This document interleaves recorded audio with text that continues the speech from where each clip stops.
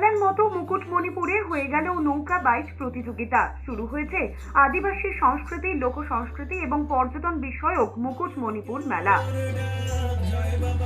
প্রদীপ প্রজ্বলনের মধ্যে দিয়ে মেলার উদ্বোধন করেছেন রাজ্যের আদিবাসী উন্নয়ন দপ্তরের মন্ত্রী বুলু চিক বড়াই। উপস্থিত ছিলেন মন্ত্রী জ্যোৎস্না মান্ডি, জেলার শাসক সিয়াদ এম, পুলিশ সুপার বৈভব তিওয়ারি সহ অন্যান্যরা।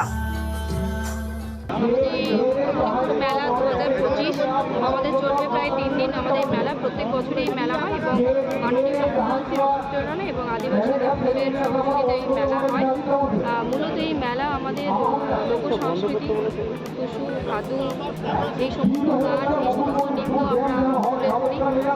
হারিয়ে যাওয়া কিছু আছে আমাদের, সেইগুলোকে যাতে মানুষের কাছে আমরা পৌঁছাতে পারি, লোক সংস্কৃতি, এই মেলার উদ্দেশ্যটাই আমরা নৌকা প্রতিযোগিতায় রেখেছি। যারা হাত নৌকা যারা চালায় আমাদের আগামী এমনি আজকে মুকুটমণিপুর মেলার শুভ উদ্বোধন হয়েছে আর সবাই এসেছিলেন।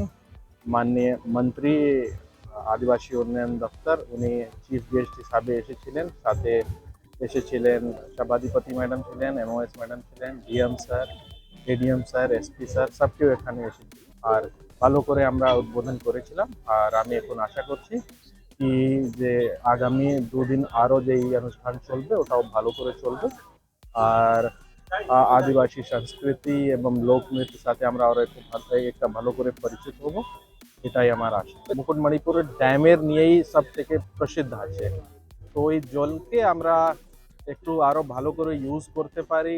একটা পর্যটন জন্য তো আমরা এখন ইউজ করছি, কিন্তু নৌকা দৌড় মানে প্রতিযোগিতা যখন হবে এটা মানে আরো একটা ভালো করে লোক ইনফরমেশন পাবেন আর ভালো করে মানে এনজয় করবেন, তো এটাই মানে আশা আছে।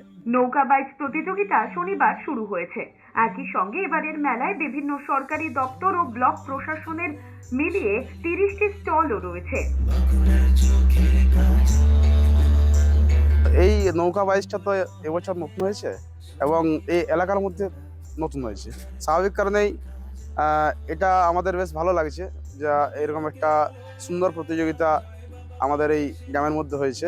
পরবর্তীকালে আরও আমাদের লোকাল যে ছেলেগুলো আছে তাদের আকর্ষণ বাড়বে এই বাইচ প্রতিযোগিতার প্রতি। স্বাভাবিক কারণে ভালো হয়েছে, খুব ভালো লাগছে। আর এটার মধ্যে একটা আলাদা সৌন্দর্য আছে, আলাদা অনুভূতি আছে। স্বাভাবিক কারণে তারা এটা দেখার জন্য, উপভোগ করার জন্য অবশ্যই বেশি পর্যটক আসবে। এই এলাকাতে এরকম কখনো প্রতিযোগিতা হয়নি।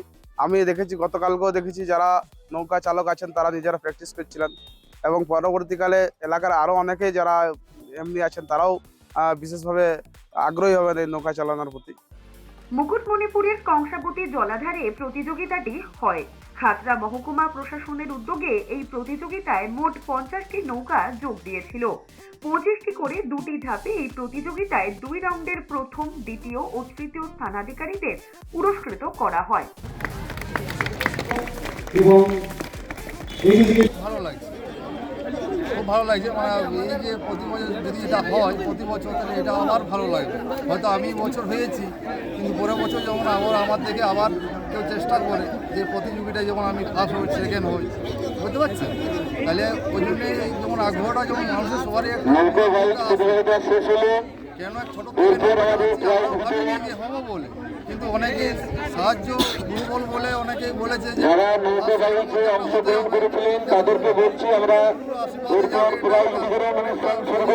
পেরেছি, তাদের মনের মধ্যে উজ্জ্বল করতে পেরেছি। যাদের মনটা হচ্ছে যে আবার প্রতি বছর যাতে সবাই এই আনন্দটা যেমন ভোগ করে, সেরকমভাবে ইয়ে করছি যাতে আমার থেকে আবার 5 জন এই আনন্দটা যেমন পায়।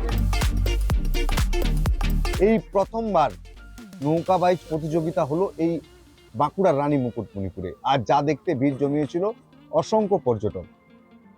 মুকুটমণিপুর মেলার এই প্রধান আকর্ষণ এই নৌকা বাইচ বাঁকুড়াতেই সম্ভবত এই প্রথম এই মুকুটমণিপুর কংসাবতী জলাধারে হলো, আর যা দেখতে ভিড় জমিয়েছিল অসংখ্য পর্যটক। বাঁকুড়ার মুকুটমণিপুর থেকে রাহুলের রিপোর্ট, এস নিউজ।